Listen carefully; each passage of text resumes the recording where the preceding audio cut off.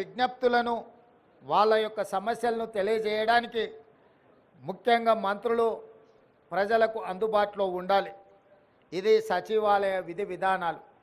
కానీ 10 సంవత్సరాలు మంత్రులు కానీ ముఖ్యమంత్రి కానీ ఆనాటి ప్రజాప్రతినిధులు ఎవరు కూడా ప్రజలకు అందుబాటులో లేకపోవడం, ప్రజలకు సచివాలయంలోకి ప్రవేశమే నిషేధం జరిగింది. అదేవిధంగా తెలంగాణ తల్లి విగ్రహం 10 సంవత్సరాలు వాళ్ళు ఏర్పాటు చేయలేదు.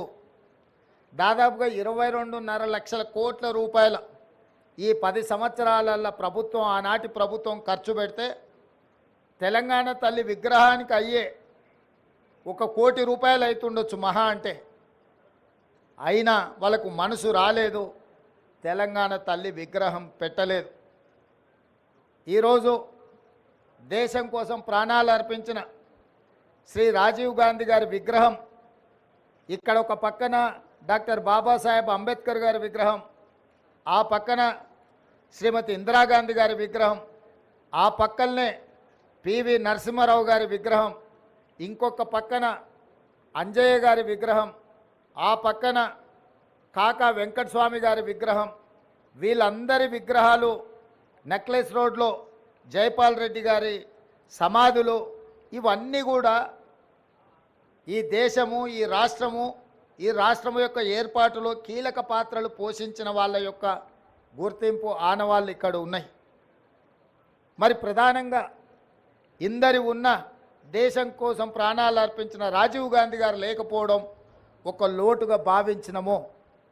ఆ పక్కన అమరవీరుల స్తూపం తెలంగాణ కోసం అమరులైతే సచివాలయానికి అమరవీరుల స్తూపానికి మధ్యలో దేశం కోసం అమరుడైన రాజీవ్ గాంధీ గారి విగ్రహం ఉండాలి. ఎందుకంటే మాజీ ప్రధానమంత్రి ఇందిరాగాంధీ గారి విగ్రహం, పివి నరసింహారావు గారి విగ్రహం, వారితో పాటు రాజీవ్ గాంధీ గారి విగ్రహం ఉండాలని మేధావుల సూచన మేరకు ముందలో ఉన్న పార్క్ కొంతమంది వ్యక్తులు వాళ్ళ కోసం ఆ స్థలాన్ని పక్కన పెట్టి వాళ్ళకు కావాల్సినప్పుడు విగ్రహం పెట్టుకోవాలని ఆలోచన చేస్తే దేశం కోసం ప్రాణాలు ఇచ్చిన రాజీవ్ గాంధీ గారి విగ్రహాన్ని మేము అక్కడ పెట్టడం జరిగింది. రాజీవ్ గాంధీ గారి విగ్రహాన్ని ఏర్పాటు చేయడానికి కూడా వివాదం చేసి దానికి తెలంగాణ తల్లి విగ్రహానికి ముడిపెట్టిండ్రు. నేను తెలంగాణ ఉద్యమకారులకు, అమరవీరుల కుటుంబాలకు, తెలంగాణ మేధావులకు విజ్ఞప్తి చేయదలుచుకున్నా. 10 సంవత్సరాలు మీరు ముఖ్యమంత్రిగా ప్రభుత్వంలో ఉన్నప్పుడు ఎక్కడే కానీ తెలంగాణ తల్లి విగ్రహాన్ని ఏర్పాటు చేయలేదు.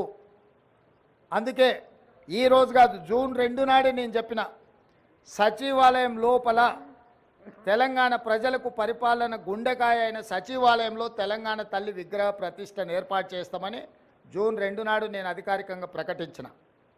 ఈ విగ్రహం యొక్క నమూనాను JNTU fine arts college principal మన తెలంగాణ బిడ్డ వారికి ఈ నమూనాను తెలంగాణ ప్రజలు ఏం కోరుకుంటున్నారు, తెలంగాణ తల్లి అంటే దర్పం ఉండాలి, పోరాట పటిమ ఉండాలి, భవిష్యత్ తరాలకు స్ఫూర్తిగా ఉండాలి.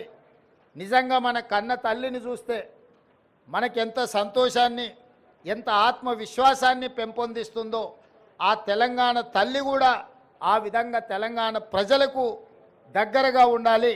కొద్దిమంది దొరలకు గడీలలో ఉండే వాళ్ళ యొక్క ఆనవాళ్లతో తెలంగాణ తల్లి ఉండకూడదని ఒక నిర్దిష్టమైన అభిప్రాయంతో JNTU fine arts college principal గారికి మేము విజ్ఞప్తి చేయడం జరిగింది. అందుకే ఈరోజు అక్కడో ఇక్కడో ఎక్కడో కాకుండా తెలంగాణ ప్రజల గుండెకాయ అయిన సచివాలయంలో తెలంగాణ తల్లి యొక్క విగ్రహాన్ని పెట్టాలి అని ఈ ప్రజాప్రభుత్వం నిర్ణయం తీసుకొని ఈరోజు శంకుస్థాపన కార్యక్రమాన్ని మనం ప్రారంభించుకున్నాము.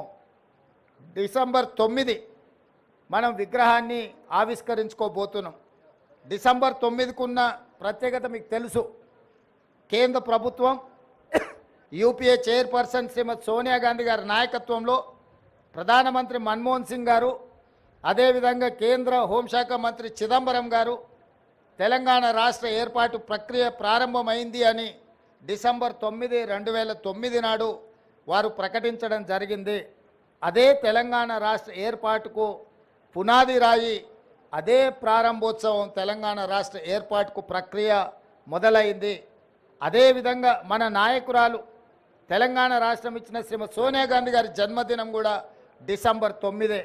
కాబట్టి తెలంగాణ ప్రజలకు డిసెంబర్ 9 ఒక పండగ రోజు.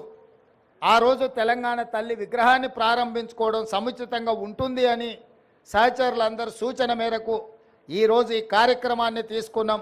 డిసెంబర్ 9 నాడు పెద్ద ఎత్తున వేలాది మందిని నక్లెస్ రోడ్డు మొత్తం ఆనాడు తెలంగాణ సాధనలో ఏ విధంగా అయితే మిలియన్ మార్చ్ చేసి తెలంగాణ ఆకాంక్షను వెలిబుచ్చినో ఆ స్థాయిలో తెలంగాణ ప్రజలందరూ కూడా తెలంగాణ తల్లి యొక్క విగ్రహ ప్రారంభోత్సవ కార్యక్రమానికి డిసెంబర్ 9 నాడు తరలి వచ్చి పెద్ద ఎత్తున కార్యక్రమాన్ని మనం చేసుకోవాలని ప్రభుత్వం నిర్ణయించింది. ఈరోజు సచివాలయంలో తెలంగాణ తల్లి యొక్క విగ్రహ ఏర్పాటు ప్రక్రియలో ప్రత్యక్షంగా పాల్గొనడము నాకు నిజంగా అదృష్టంగా భావిస్తున్నాను. నేను ఈ అవకాశం చాలా అరుదు. ఎప్పుడో ఒకసారి ఎవరికో ఒకరికి ఇట్లాంటి అవకాశం వస్తుంది. ఈ అవకాశం నాకు రావడం, నా మంత్రివర్గ సహచరులు పెద్దలందరూ ఈ కార్యక్రమంలో నన్ను ముఖ్య అతిథిగా పిలవడం, ఈ కార్యక్రమాన్ని వేద పండితుల సమక్షంలో ఈ కార్యక్రమాన్ని చేసుకోవడం చాలా సంతోషం. మీడియా మిత్రులందరికీ కూడా ఈ కార్యక్రమానికి వచ్చినందుకు మనస్ఫూర్తిగా మీకు అందరికీ అభినందనలు తెలియజేస్తూ పెద్ద ఎత్తున డిసెంబర్ 9 నాడు విగ్రహ ప్రతిష్ట విగ్రహ ప్రారంభోత్సవ కార్యక్రమాన్ని ఏర్పాటు చేసుకుందామని తెలియజేస్తూ మీ అందరి దగ్గర సెలవు తీసుకుంటున్న మిత్రులారా ధన్యవాదాలు.